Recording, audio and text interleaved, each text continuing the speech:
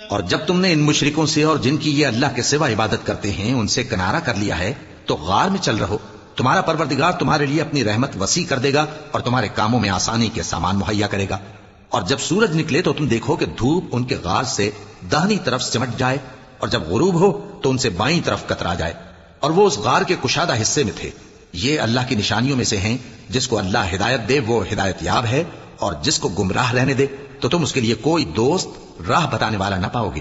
اور تم ان کے متعلق خیال کرو کہ وہ جاگ رہے ہیں حالانکہ وہ سوتے ہیں، اور ہم ان کو دائیں اور بائیں کروٹ بدلاتے تھے، اور ان کا کتا چوکھٹ پر دونوں ہاتھ پھیلائے ہوئے تھا۔ اگر تم ان کو جھانک کر دیکھتے تو پیٹ پھیر کر بھاگ جاتے اور ان سے دہشت میں آ جاتے۔ اور اسی طرح ہم نے ان کو اٹھایا تاکہ آپس میں ایک دوسرے سے دریافت کریں۔ ایک کہنے والے نے کہا کہ تم یہاں کتنی مدت رہے؟ انہوں نے کہا کہ 1 دن یا اس سے بھی کم۔ انہوں نے کہا کہ جتنی مدت تم رہے ہو تمہارا پروردگار ہی اس کو خوب جانتا ہے، تو اپنے میں سے کسی کو یہ روپیہ دے کر شہر بھیجو، وہ دیکھے کہ نفیس کھانا کون سا ہے تو اس میں سے کھانا لے آئے، اور احتیاط سے آئے جائے اور تمہارا حال کسی کو نہ بتائے۔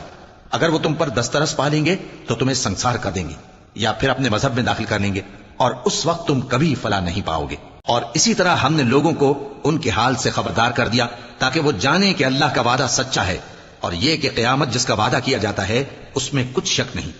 اس وقت لوگ ان کے بارے میں باہم جھگڑنے لگے اور کہنے لگے کہ ان کے غار پر عمارت بنا دو۔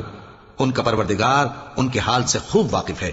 جو لوگ ان کے معاملے میں غلبہ رکھتے تھے وہ کہنے لگے کہ ہم ان کے غار پر مسجد بنائیں گے۔